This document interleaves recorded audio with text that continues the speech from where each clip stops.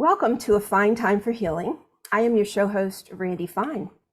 A Fine Time for Healing is a place where your physical, emotional, and spiritual well-being are all that matter. Welcome to the show today. If you are not already a subscriber, please subscribe to the channel. I'm putting out at least 2 videos a week, and you'll get notification as soon as they come out. And be sure to give us that thumbs up if you like them. Each of us has more to do with creating coincidences than we think. Today's special guest, Dr. Bernard Beitman, explores the crucial role of personal agency in his book, Meaningful Coincidences: How and Why Synchronicity and Serendipity Happen. Individual thought and action. That's part of the title. He shows that there's much more behind these occurrences than fate or randomness, and says that they can be clues to the functioning of the psychosphere, our mental atmosphere, through which many of them happen. Bernard Beitman, MD, is the founder of the Coincidence Project. He is the first psychiatrist since Carl Jung to systemize the study of coincidences. A graduate of Yale Medical School, he did his psychiatric residency at Stanford University. The former chair of psychiatry of the University of Missouri-Columbia Medical School for 17 years, he writes a blog for Psychology Today on coincidence, and is the co-author of the award-winning book, Learning Psychotherapy. Welcome, Dr. Beitman. Thank you, Randi, and it's Beitman. We should have corrected that earlier. Beitman? Beitman, yes, as in various ways of saying it. Yeah, like that. But you got it. But I prefer now also to add B-Y-T-E, man. Beitman. Okay, that's good. Would you prefer that I refer to you as Dr. Beitman or Bernie? Bernie. Got it. Okay, good. We're on the same page here. So you're a psychiatrist, and you say that you're paid to distinguish between reality and crazy. What do you mean by that? I mean just that. I mean just that. People come to psychiatrists and come to me wondering if they're crazy, if they're psychotic. And one of the ways that they think of themselves as psychotic is they experience a lot of coincidences.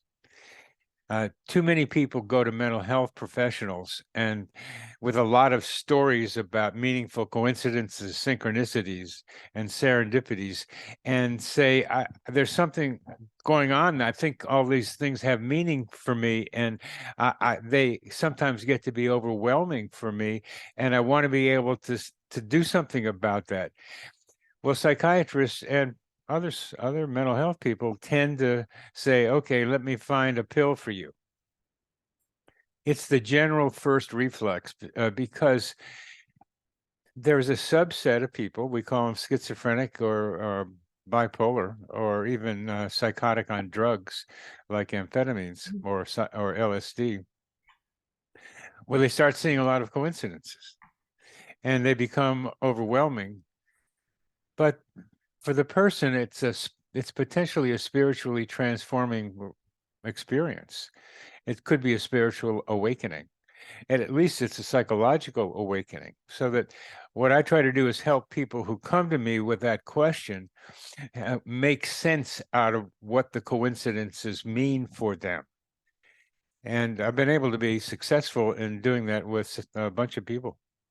I didn't realize that that psychopathy, schizophrenia, bipolar disorder, I didn't realize that that these were synchronicities were such a big part of that. Why is that? Well, I can't tell you how big a part because the research hasn't been done. Okay.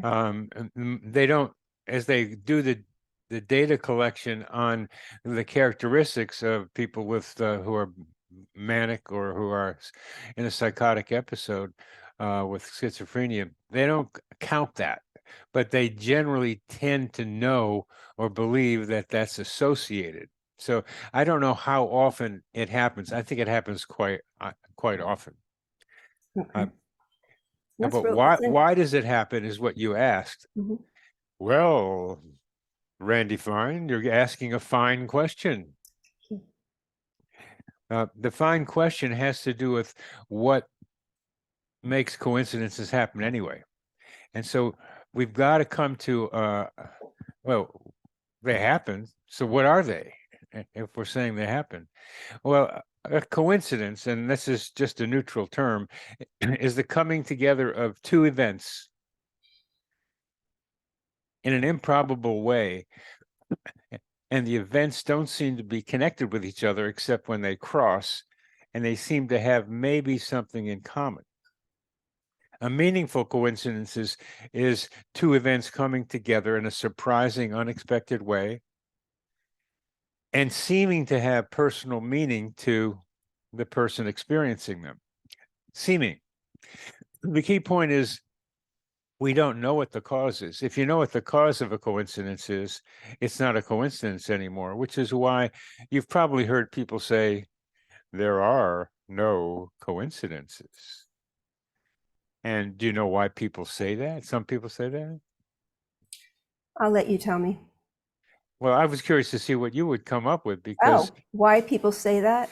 yeah, Because you have to believe that things are coincidental for them to be coincidences. And if you believe that life plays out a certain way and that you're guided and you have these signposts along the way, then you recognize that coincidences really are something else. yeah. Signpost is a term I love to use, and just as a little side road for the signpost on the road of coincidence understanding.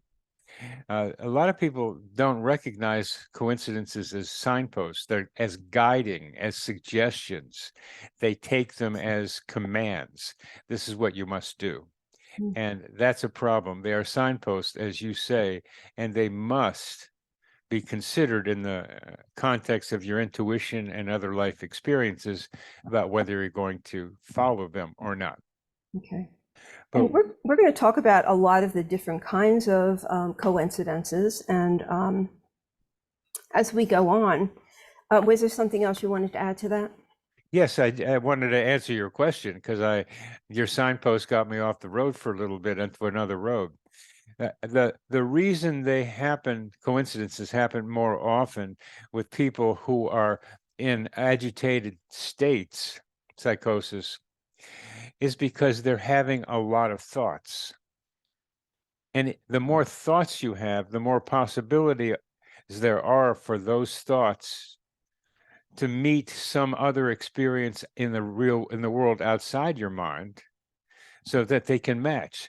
So coincidences, the more there are thoughts and the more events there are out here, the more possibilities there are for coincidences to happen. That's really interesting. Thank you. For me, synchronicities have always felt divinely inspired or spiritually inspired or whatever, because some of them have been just, they couldn't be coincidences. There's just no way. There's just no way. And they have directed my life in a sense. And what I found is it's not always going to direct you into something that's good for you immediately, but it directs you on your path. That's what it's felt like to me. And sometimes, it'll take me on a path and I follow it because I know that this is where I'm going. It doesn't mean it's going to be a perfect situation or solution, but I believe that it shows me I'm on the right path. Three fundamental things you just said, and you have a wonderful comprehension of these ideas. First, if you believe it's divinely inspired, there are no coincidences because you know the cause. On the other end of that are people who say they're all random and there are no coincidences because they're all explainable by randomness. And that's why people say there are no coincidences. The unfortunate thing, I think, is that each one of those explanations take out your own personal agency. in deciding whether to take that road or not, whether to consider that possibility or not.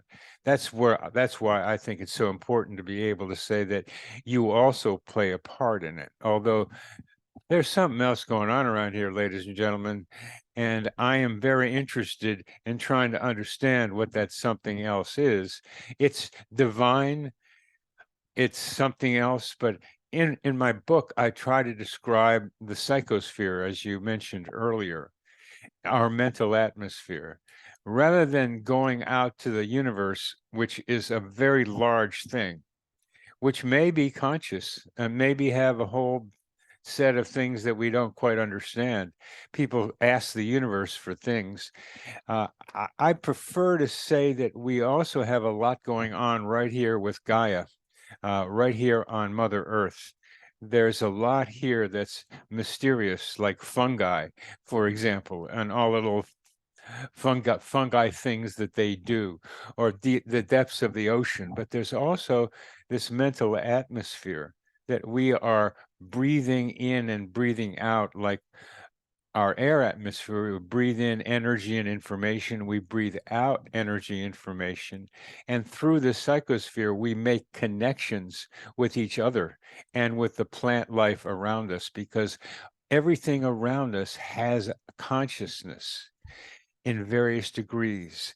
And that consciousness is not only in our brains or around our brains, it's in other people. And we don't have to go past the ionosphere to recognize that these connections of minds happen right here around Gaia in our mental atmosphere. And so I look for potential explanations there for coincidences, not just random. Probability plays a role. Mystery is a huge problem, and it's fun to be a detective because meaningful coincidences are clues to how reality works. But we play a part in this too. You decide to go this way or that way. And when you said earlier, I'm so glad you're able to say that, Randi, because it's important for people to know that a great coincidence now can turn out to be a real bummer later. And not such a good one now, even an awful one now. If you hang around and look back at how it happened and what happened, turns out to be you end up doing a great podcast. Thank you. Yeah, I mean, and when I said that, I mean, like, there were things that led me to earlier stages of my life to make decisions for things that happened.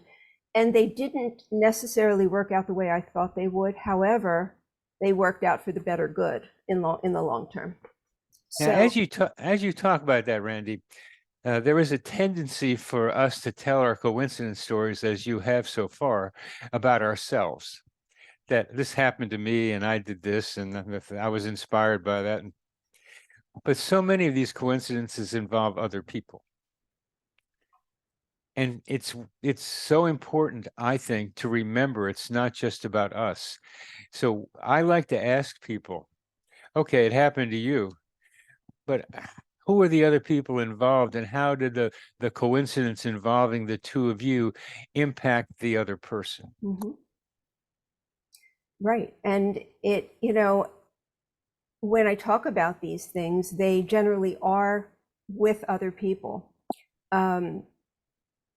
And the other person, it's hard to say, how they were impacted, but I believe the impact was as profound for them as it was for me in their way. And since I believe we're all here, with our own, what we come to learn, what we come to experience and things like that, I believe that it was for their best experience as well. And wonderful things came out of these things for both of us. But some of it was tragic, and it wasn't always the best. But when I look back with, I really look back with fondness of those memories, because I think that those things, like I said before, have set me on this path. I wouldn't be here today doing what I do if these things had not happened to me, with me, for me, whatever you want to say. It's an amazing thing. I'm writing my coincidence autobiography right now, and looking back at the stories next to each other on a page, and then the next page. It's very much like what you just said about yourself, how you got where you are, like how my book Meaningful Coincidences got published. I've got a section, I'm reading it now. It's amazing. I mean, it's wonderful when it happens, but looking back and seeing the connections among and between them are pretty amazing and interesting to watch. Yeah, it's about me, but it's also about how coincidence work and how they work like with you, and they work with other people. Mhm. And so they become these weird things that are common. These are common experiences that we don't pay attention to. Right. And my job, we've all got our jobs here. We're all here to learn something. My job is to increase people's awareness of this everyday common experience so they can see how connected they are with what's around them. And I just think this is just phenomenal. I love what you do. I love, and reading your book. I just couldn't believe how much there is to this topic, how many different facets there are to this topic, how much you can take this apart to understand it in so many ways. I found that very, very fascinating. You said in a survey you conducted while you were at the University of Missouri in 2009, you found that at least a third of the general population frequently notices coincidences. Yep. And they got to notice them to be able to tell us about them. That's true. I mean, as funny as that is, I mean, I get to be scientific and I have to put things down into detail. If a coincidence doesn't happen unless you notice it. I mean, I've got stories of people seeing somebody with a coincidence, Oh, wow. going through a coincidence, and the people involved don't notice it, but the other guy does. Oh my gosh. That's really interesting. Yeah, I mean, the one that just pops out, there's been so many, but the one that pops out is I met someone for a romantic relationship just decades ago, probably 40 years ago.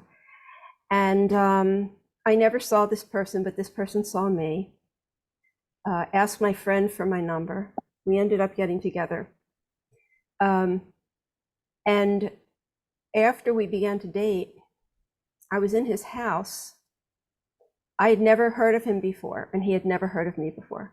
I was in his house, and I was upstairs cleaning out a closet because I needed to put some stuff in there, and there was no room downstairs. So I sat down on the floor, and I started going through all the papers. Everything was like littered in there. And then there was this Polaroid picture. I flip it over, and it's me. It's me. And we had met at a prom or something like that, and it was taken there. And there I was in his house all that time. What were you doing in his house? We were dating. Oh, you were dating. Okay. We were dating. I moved in, we were living together, and I needed a space to hang my stuff because the house was small. There was no closet space. And so I went upstairs and I'm cleaning out this closet. It was upstairs in the attic. Nobody used this closet. It was just like everything had been thrown in there, And I'm like, all right, I got a big black trash bag, and I start sorting through things. And then I'm like, oh my God, that's me. What, and oh my God, that's you. And so the fun for me often is to ask you, after your surprise, and what do you see in my book, Meaningful Coincidences? There are many meanings to a meaningful coincidences. And the first one is surprise. The second one is that there's a correlation between a thought in your mind and the thing that's outside there. And certainly there's you is the thought in your own mind, and then they're correlated. And the third meaning has to do with what it meant to you personally about seeing that photo after you got surprised. What did it mean to you? it solidified the feeling that I was having with this person. It had felt like it was meant to be, and then there it was. So for me, that was confirmation. It's like, okay, we're supposed to be together. Sorry. Now, that relationship didn't work out well, but there are many things that came from it. And it was a traumatic experience, but I had to go through it in order to get to the next place. And so, but at the time, it was confirmation. And sometimes I think when we have these confirmations, we hold on a little bit too tight to them. And when things start to change, we may say to ourselves, but look, there's that confirmation that we're supposed to be together. But that doesn't mean you're supposed to stay together. It just means that this is the trajectory, this is the path. That's one of the signposts that kind of direct you on your way. And that's what it meant to me. Why are you parallel quoting one of my most popular posts in Psychology Today, which is all these coincidences mean it's meant to be? I mean, how come you're saying all the key points in there?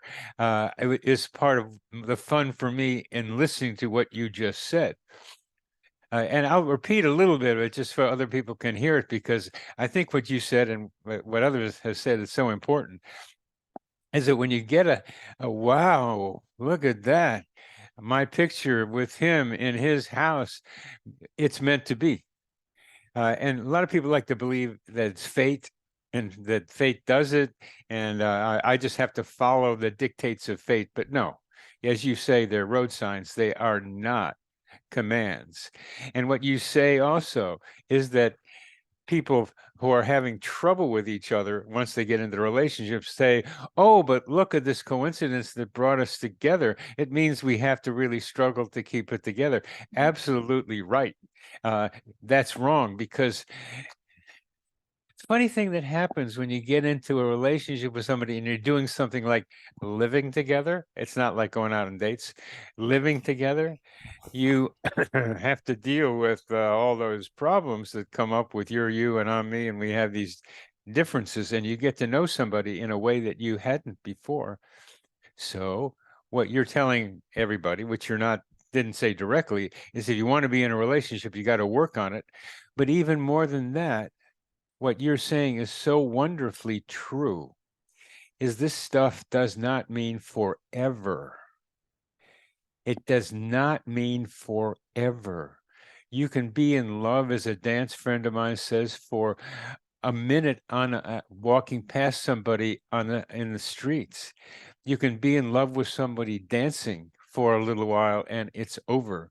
You can be in a relationship with someone that's wonderful for a while, but then it goes on, and you're there with each other to help each other on the road that you very well articulated, that we're here to learn stuff and to help each other learn and grow and develop and connect. And you know that, and that comes from your heart, and you're saying it so well. Thank you. Thank you. You're welcome. And and the benefit of knowing that when everything fell apart and it became very traumatic was, there's a purpose for this.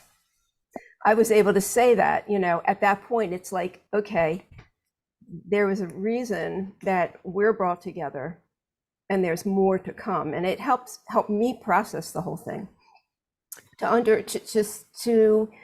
have the understanding that it wasn't just a random occurrence. This was meant to happen, with all the good and the bad that came with it. It was meant to happen, and that there will be something that will come out of this down the road.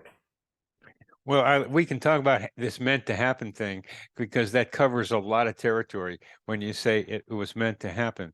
But the idea, the key idea is it might be called resilience. Instead of saying, oh man, I'm a bad person, I messed this thing up, nobody can ever love me, I tried it with this guy and the signs were all there and we couldn't do it, and it's got to be my fault, and I don't know if I want to try again.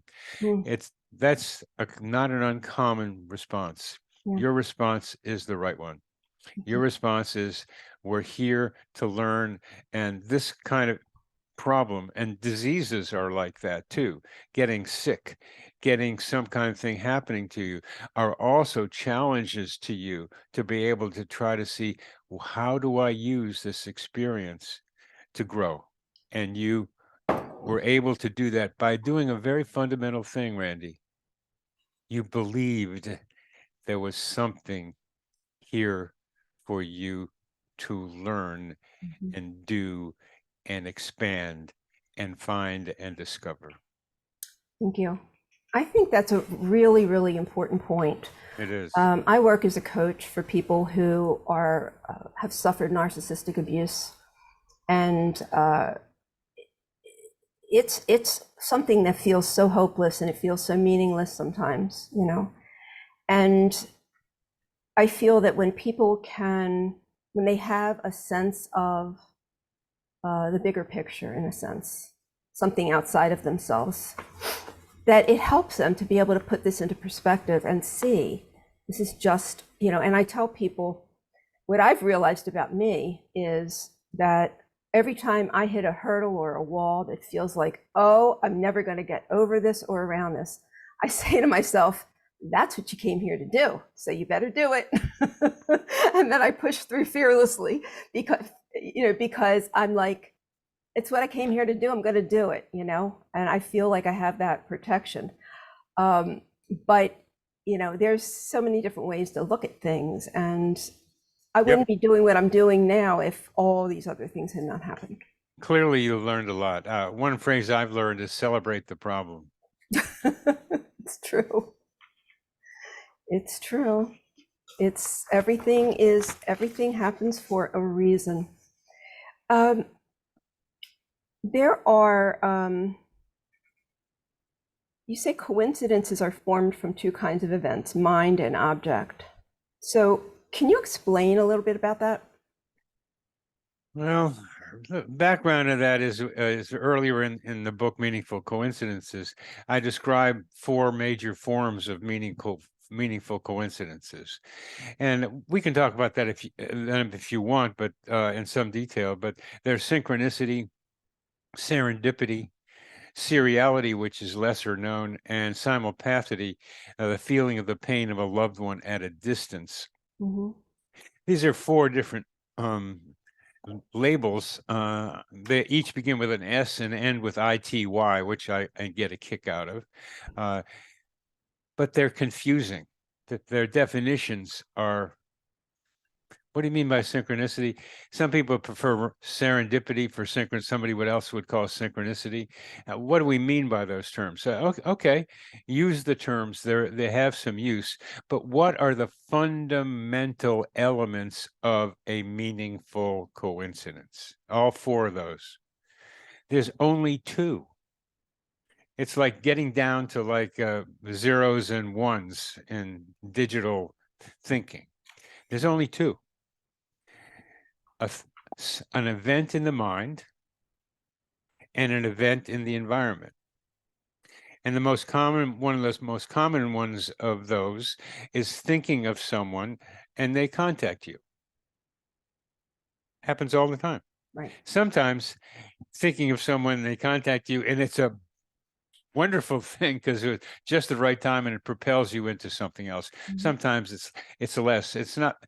You're unexpectedly getting somebody to call you. It's not like your mother's going to call you on Thursday at 2:00, and Right. that you know that it's unexpected. Remember, you don't know how it's going to happen. That is better be called telephone telepathy. It's real. Telepathy is real, ladies and gentlemen. I have a model for explaining it with the psychosphere. Let's just recognize that we are telepathic creatures and we can communicate with each other without words. I mean, it just happened. We are able to do it. That's Right. just the way it is. So that's one form, a mind matching a call. The other the other way you can do you can do mind and object, mind and mind, which is telepathy. People having a shared dream, for example. Mm. That's not uncommon. I love those. Twins do think the same things at the same time at a distance. I mean, and you have to check it out. You don't know how many times you're thinking the same thing as someone you're close to, unless you ask. I mean, there's no way to know the other person's mind. So mind, object, mind, telepathy example, and then object. Uh, I just mentioned 4 different forms of meaningful coincidences: serendipity, simulpathity, synchronicity, and seriality. They're an example of seriality because they all have the beginning with an S and end in ITY. Mm. So anybody can see that they're 4 of a kind. It's like 4 aces. For other people in the world, some see, a friend of mine sees monkeys all over. I mean, symbols of monkeys. She has a record of all the monkey sightings in comic books, in movies, in advertising, in radio and television things. She's into monkey business really heavily. That's funny. Oh my gosh. Well, that must be her spirit animal or something like that. It is. It's her teacher. Mhm. It's a monkey spirit that's instructing her. She learns from each of these experiences. Mhm. It's really that's very funny. For me, I think it's frogs. Frogs, huh? I have this thing for frogs. I've got them all over my house. Weird, I mean, I'm not the real ones, but um, all kinds of things that are frog themed, and I have no idea where that came from. Do you run into frog themes outside of your house too? Mhm. Yeah. And what is the frog totem telling you?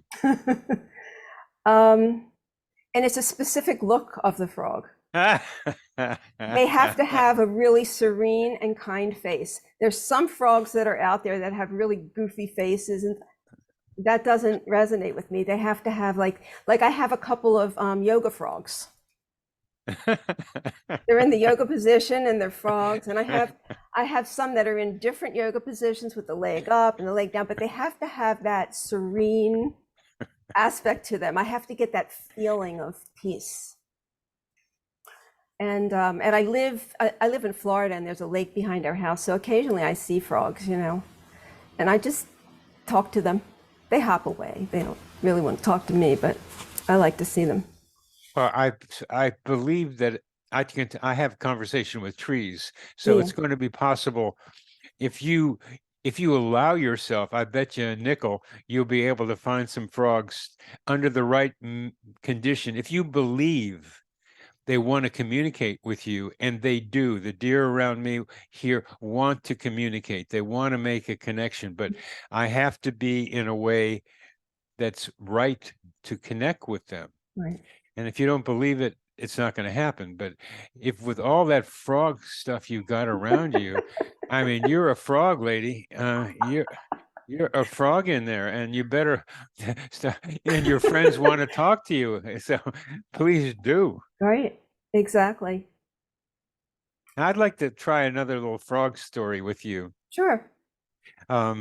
You're probably aware of the frog, the story of a frog put in water that's being gradually heated. Mhm. And because it's only gradual, the frog doesn't jump out, so the story goes. Right. How true that is, some people question, but the important thing about that frog thing, and that's why I bring it up now, is that humanity is in that same position. Mm.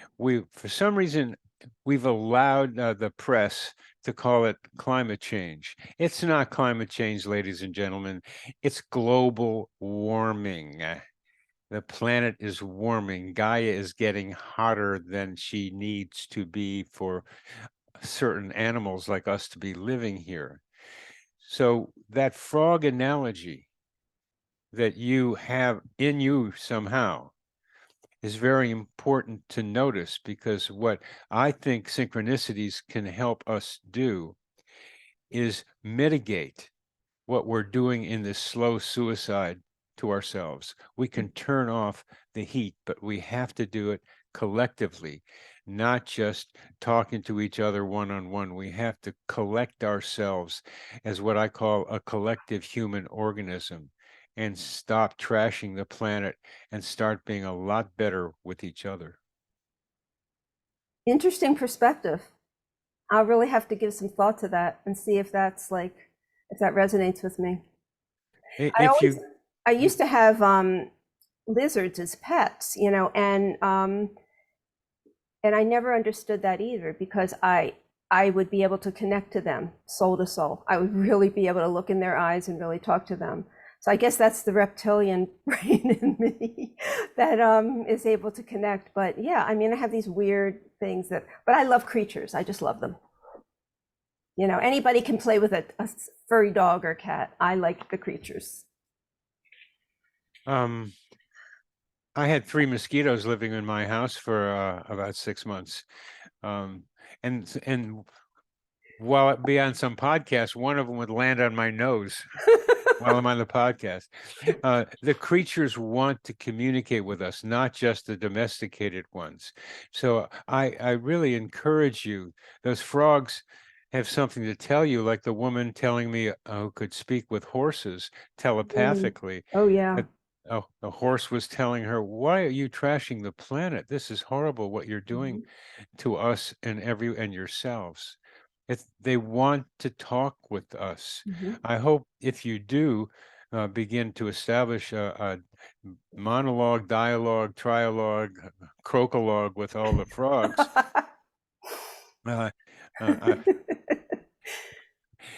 let me know. I would like to hear what they have to tell you. Okay. You know, hey, it's just another direction to take my life in. It's interesting. Yeah, horses. I've had 1 or 2 horse whisperers on my show, and horses are very, very intelligent. They're very intuitive, and they do communicate. So that's one animal that I know. You know, and I'm vegan because I can't look at an animal and think that it's going to die for me to eat it. So that's just my thing. No, it's not your thing. It is what the frog needs to be able to do to turn off the burner. That's the right thing. It's one of the things that the frog needs to do. No, you're representing a key thing about global warming. So it's not just you. You're manifesting what has to happen. Yeah, thank you. Thanks for that. You're welcome. Affirmation. So can you tell us some stories? Because I know in your book, you talk about 6 low probability coincidences that are verified or verifiable. Would you like to share any of them? Well, I'll give you burning lungs, the French GPS, the balloon. I'm going to do the balloon one because it's so well documented and so hard to believe. And if you want, it becomes a metaphor or an analog that helped me understand a model for how telepathy happens. Okay. It's just, it has to do with rectangles. It has to do with rectangles. Okay.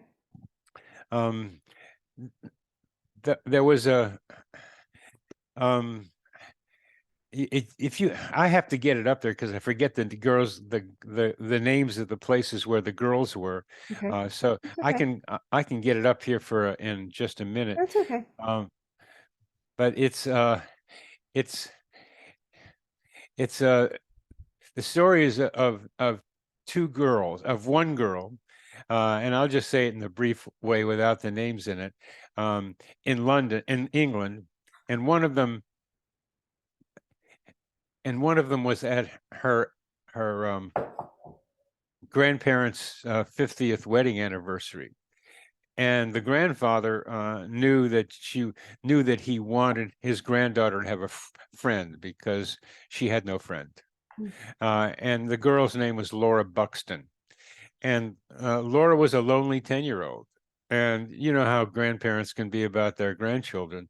They feel the pain of their grandchildren immensely and want to try to do anything they can. So they Mhm. took one of the balloons at the celebration, a helium balloon, and attached a label that said, please return to Laura Buxton, and put a telephone number on there. And they let the balloon go. And that was it. Give the granddaughter a friend, and maybe a friend will find it. Okay. That balloon traveled 140 miles. 140 miles, a helium balloon traveling Without 100 popping? That's amazing. without popping. Yes. So that's amazement number one. Mhm. And landed in a bush in a kind of a farmer's area.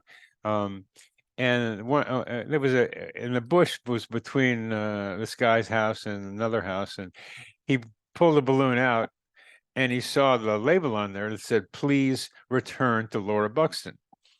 Well, it just happened that the little girl next door, 10-year-old, was also named Laura Buxton. Oh, wow. So he thought it was her balloon. So he brought it over to her, and of course it wasn't. And she was also lonely and needed a friend. And the parents thought this was so weird that they brought the two girls together. And that's a key part of this, that the parents acted. You don't have coincidences unless somebody acts. You got to do something to bring things together. Right. So it was this, they brought them together, and each of the girls, when they got together, were wearing about the same outfit and had three similar pets, including a dog of the same type. That's And crazy. and they became good friends, and there's videos of them 10 years later at the same college still being friends. So it worked. Now, how did that happen? How could a balloon travel 140 miles? And science guys on National Public Radio at Science Lab try to on Radiolab try to like figure out all the probabilities. It's extremely low probability for that to have happened with the balloon in the hedge, 140 miles, the same child, both needing friends. The principle behind it is so important for our audience to know, Randy, is that what you're looking for may also be looking for you. I love that. What you're looking for may also be looking for you. We're not alone here. There are other people with needs that can be reciprocal. Mm. And how that happens, when it happens, dating sites are not necessarily the smoothest way, but funny things happen on dating sites too. Mhm. But this was not a friendship site. So if you'd like, I'd go on to how telepathy works from that description. Sure. Let's talk about that. That's great. Okay. So the grandfather lets the balloon go up. The balloon goes 140 miles, comes down, and then the parents connect. There's a rectangle. So you send up a thought, like a friend of mine wanted to get back with her boyfriend, and they weren't communicating by regular texting and stuff. So she said she sent out what she called a smoke screen. I mean, a smoke signals. Smoke signal, a smoke signal up into the psychosphere. Now, up in the psychosphere, I suggest there's something we have as a true self. Our true self, our true self, or our higher self is really higher. It's up there, and it's connected by some kind of current to our minds down here. And it has a higher perspective because it's up there, but it can't experience the body things that we do down here. Okay. But you can communicate through this current, and your higher self communicates to you. So her smoke signal went up to her higher self because she had a relationship down here in regular life between this guy, something love, and that's what makes these telepathic things more likely to happen, some kind of form of love or connection with somebody. there's also a connection between her higher self and his higher self. Mhm. So the smoke signal went up to her higher self. She communicated in the psychosphere to his higher self. His higher self communicated down to him, and he called her. And last I heard, they were getting married. That's great. Yeah, I like that you talked about the higher self, because I think sometimes the higher self knows where what we're supposed to do, where we're supposed to be going, when we really don't even know it, on a conscious level. So I completely agree with you. But that's really interesting. You talk in your book about people who use coincidences to manipulate other people, like false coincidences. And that just resonated with me, because a lot of times, and because my focus is so strongly on people with narcissistic personality disorder and how they affect other people, often they do use things like that to try to solidify something with somebody that normally they wouldn't be able to do that with. Is this something that happens often, you think? The research needs to be done, but you're confirming it. Do you have an example of that, of someone doing that?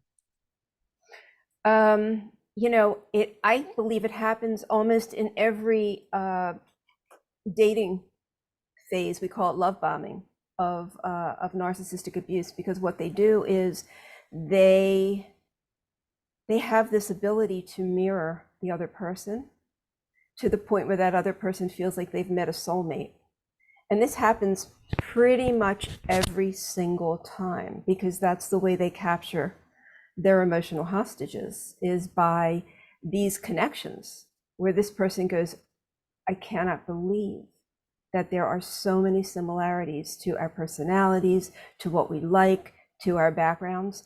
But what they don't realize is that they've kind of been interviewed and they've given clues.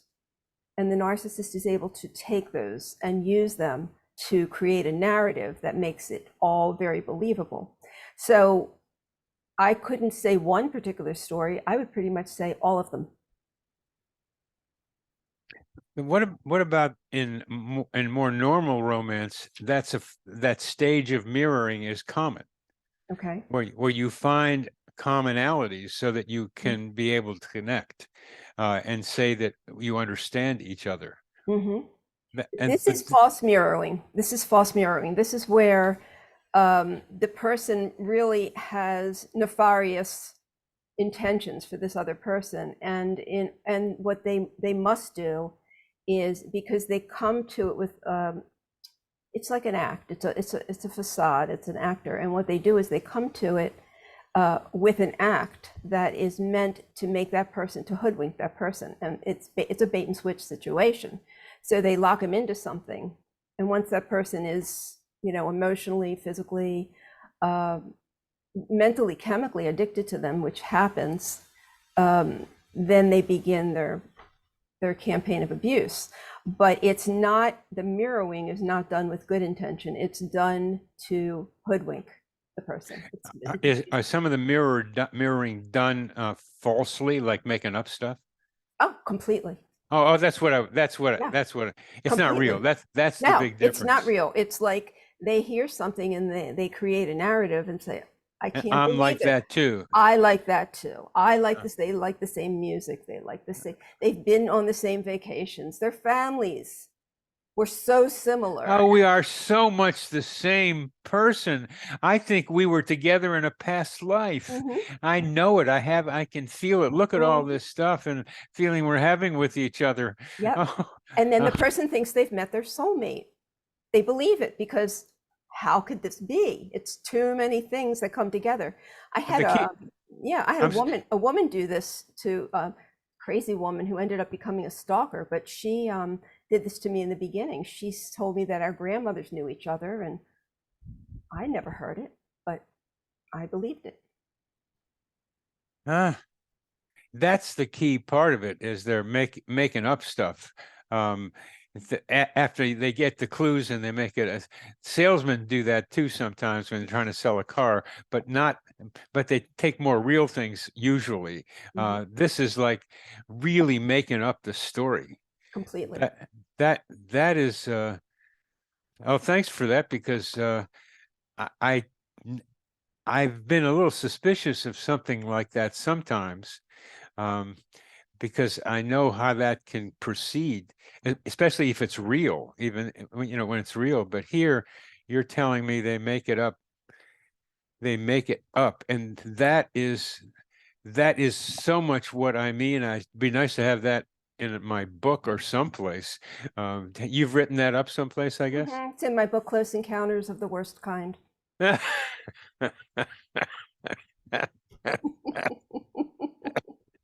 I think I've heard of it, but I haven't heard it Well, said. when we get off, I'll get your address and I'll send you a copy. Oh, okay, please do. There's some other coincidences in my book too that are like a little bit problematic, like some guy making up a story about meeting somebody, and I'm sorry that it was an Auschwitz kind of story that where it happened, but this girl with the apple gave him an apple through a fence every day and fed him while he was still hungry. And then he met her in New York City after he was able to be released. And this whole story got into the New York Times, and there was going to be a movie about it until the relatives said he never met her that way. He just wanted it to be true, and it's a great story. That's a different version of the same thing. These do happen, and it's so important, Randi, for our audience to know that not all coincidences are always wonderful.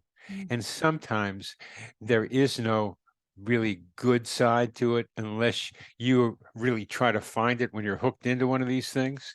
But you get so deep into what you're just described, you got a lot of rope to give somebody in the hole that they've been dug into to help get them out of there. But I imagine when you help them, you are trying to help them see the positive in what the experience was, or you try to. Exactly. And these personality disordered individuals, they have a keen sense to sniff out vulnerability. Yeah. So they're not picking on people who have strong boundaries and and lots of life experience where they can kind of cut through this crap. But they're picking on people who are desperate, vulnerable, sad, hurting, whatever it is, or have trauma in their background that makes them very susceptible to this kind of thing. Yeah. Well, I'm more really interested in the radar capacity of these people, because what we have to address in this world is the interpersonal problems we cause for each other. And this radar capacity to pick up vulnerabilities could be used in a very positive way. It could be used to help each of them, the person who picks it up and the person who's being picked up. So how do they do that? How do they So my opinion is that the person with the narcissistic personality disorder, they're functioning from a purely survival-based mindset. So I liken it to like a wild animal. They have to have a sense when the gazelles go by. They sense which one is the weakest so that they can pounce and eat it, because that's going to be their food. I think that narcissists, because they're all survival based, this is a necessity for them to be able to pick this out, pick them out of a crowd and be able to sniff it out, smell it out, intuit, whatever it is, because they must, and there's a lot more to this of why they have to do this, but the idea of it is survival, and survival. I think That's a simple way to, and that's not just that's survival as a sense of self. Yes. Because without that other person filling in that gap, they're dissolving. So they got to be able to fill it in. Yes. That's a human capacity to be able to pick up vulnerabilities in other people that doesn't have to come from survival need like that, but can be something where we can sniff out the things in other people that maybe somehow we can be helpful to each other about. Right. And that's what I look at for the positive side in what you're saying. And in the work that you do, the work that I do, where we're working with people who, we're dealing with their minds and their vulnerabilities and their issues. I think that, like I know for myself, I have a sensitivity to be able to find that in people, to know, what their vulnerabilities are and how I can fill that in a healthy way, So I think that does happen. We're all doing a business in which we are also trying to learn for ourselves. So my hypothesis is that there's a lot continuing for you to learn about what narcissists do to people, about how your own mind is structured and how your own interpersonal relationships have gone. Because I like to say that being a therapist, or in your case, a coach, is the only way to be in therapy without having to be the patient. We learn by Oh being. my gosh, yes. We learn, and we're doing certain people because certain kinds of people, because that's what we need to learn for ourselves. Exactly. And then we take that knowledge and we're able to apply it down the road, so we can help other people with what we learned. Yeah, I mean, it's tremendous. I love doing what I do, and I'm sure that you love doing what you do. The mind is fascinating. So anyway, wow, we're out of time, but I think we need to continue this discussion. I think we have to do this again. There's so much more. We do have to do this again. Okay. I agree with you. We do have we have to sign off. So I understand that. We'll sign off and then we'll talk. Okay. Okay. So anyway, well, that's you have a website? Yeah, my website is coincider.com, COINCIDER. Coincider is someone who experiences lots of coincidences, like Randi Fine. And so coincider.com. And my book is Meaningful Coincidences. You can get any place you get books. And we're launching the Coincidence Project on February 18th, which is now a nonprofit in the state of Virginia, and our job is to encourage people to tell coincidence stories to each other, and to spread the idea that coincidences are very common. So February 18th is our launch, and if anybody wants to come to our Zoom cafe, we have a coincidence cafe every month, once a month, from 11 to 12:30 Eastern time. So it's a place for people to tell each other coincidence stories. And there's a lot of people out there who say I'm weird, nobody knows what I'm talking about. They think I'm like something wrong with me because I have all these stories. But we're the nut group that knows that this stuff is really real, and it's very important for the future of humanity as well as individual development. So the Zoom Coincidence Cafe is an hour and a half, 11 to 12:30 on Saturdays Eastern time, once a month. If you contact me through coincider.com or Bernard Beitman, you'll find it, BERNARD, Beitman, BEITMAN. You'll find my website, and you'll find a way to contact me through there, and I'll put you on the list and send you the invitation to the launch party and to the Zoom cafes. I love that you do that. I mean, part of the reason that I do this podcast is because, I've been woo-woo for most of my life, just really seeing things differently. And I didn't used to have a community many years ago. And people would look at me, they thought I was weird, what are you saying, Randi? And sometimes I'd be out with a group of women and I'd just throw something out there that I knew was going to like stun them, and look at me and but now doing this podcast, I've been doing it for over 12 years. I've had so many interesting topics on, and I realize that there's lots of us out there. It's just that we didn't have a way to connect before, and now we do. So, Amen, sister. Amen, sister. Sounds good. All right. Well, thank you so much. And we're going to schedule again. Okay. Okay. All right. Have a great day. Take care.